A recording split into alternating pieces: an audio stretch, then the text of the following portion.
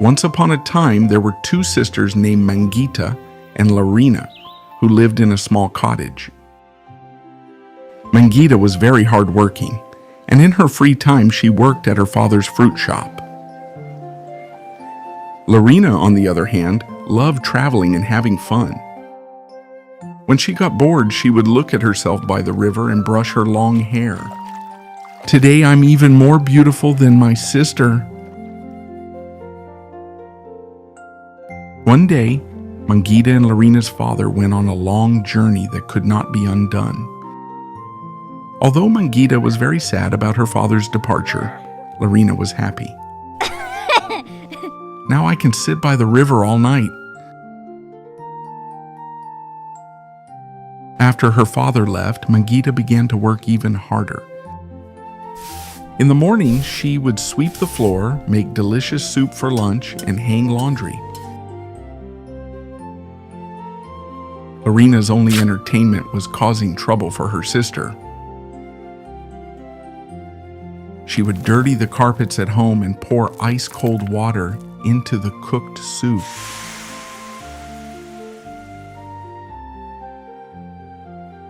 "Why is the soup still cold? And why are these carpets dirty? I just cleaned them." "The animals you fed must have dirtied them, huh?" One day, Larina went out for a walk in the forest. She carelessly picked unripe fruits and threw them into the river. At that moment, an old woman walked slowly towards her.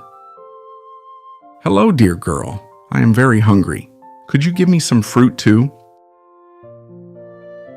Larina handed the old woman the wild strawberries she had just picked, which tasted bad. "Auntie, you can eat as much as you want. These are the most delicious strawberries in the world." As soon as the old woman ate the strawberries, her stomach began to hurt. "Are these strawberries delicious?" "Ugh, still, thank you." As Larina was returning home, the old woman fell asleep right there.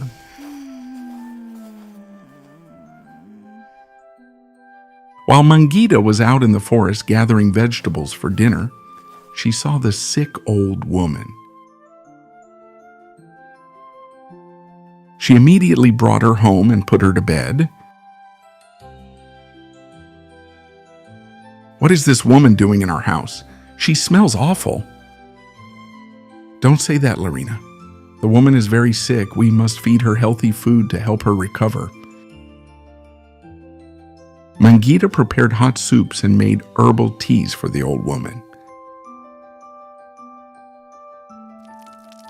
Larina secretly poured out the soups and put dirt into the herbal teas. "Larina, did you put dirt in this herbal tea? Tell me right now."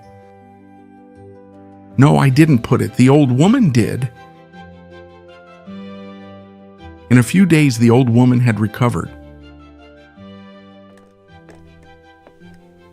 "You're a kind-hearted girl, Mangita. If you ever get sick, eat these blueberries every day. You will recover right away."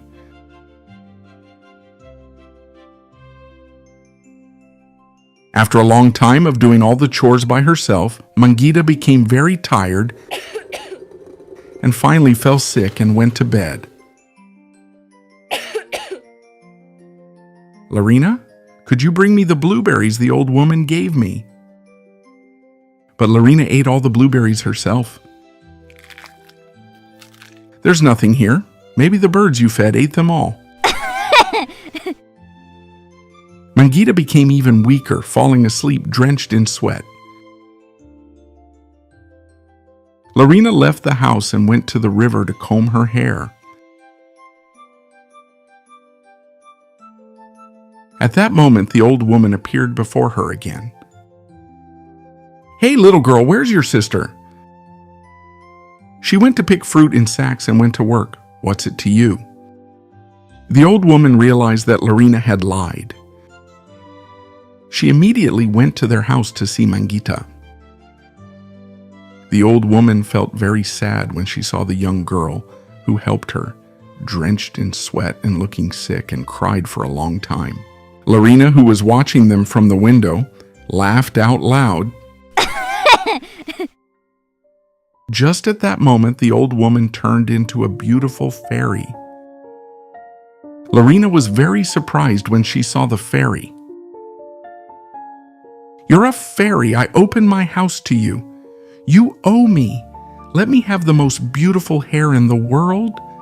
Quickly, use magic and grant my wish." Actually, when the fairy first saw Lorena, she turned into an old woman to see if she was a good person. "I gave you a chance to do one good deed, but you always did bad things." At that moment, the fairy waved her magic wand from side to side. Lorena's hair turned into ivy. "Ha! My hair! What happened to my hair? It became so ugly! Help!" Lorena ran to the river in fear and looked at her hair. As flies buzzed around her head, her ivy hair suddenly got stuck in the ground. "I've become so ugly. I don't want to look at myself." At that moment, the fairy fed a blueberry to Mangita, and she finally recovered and opened her eyes. "Thank you, fairy. I feel much better now." The fairy waved her wand twice, turning their small cottage into a dazzling palace. Mangita was very surprised and impressed when she saw the palace. "Kindness is always rewarded, young girl. This palace is your reward." "Thank you, fairy. But what about my sister? What happened to her?" "Your sister will forever look at her ugly reflection by the river."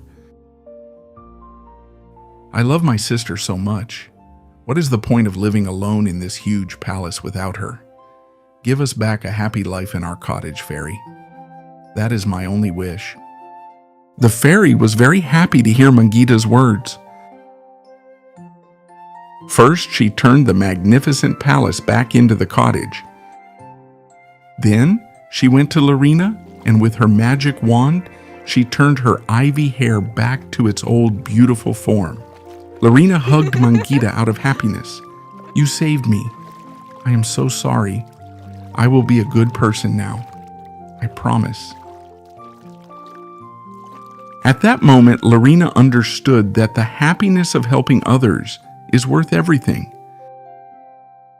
Because happiness becomes more beautiful when shared.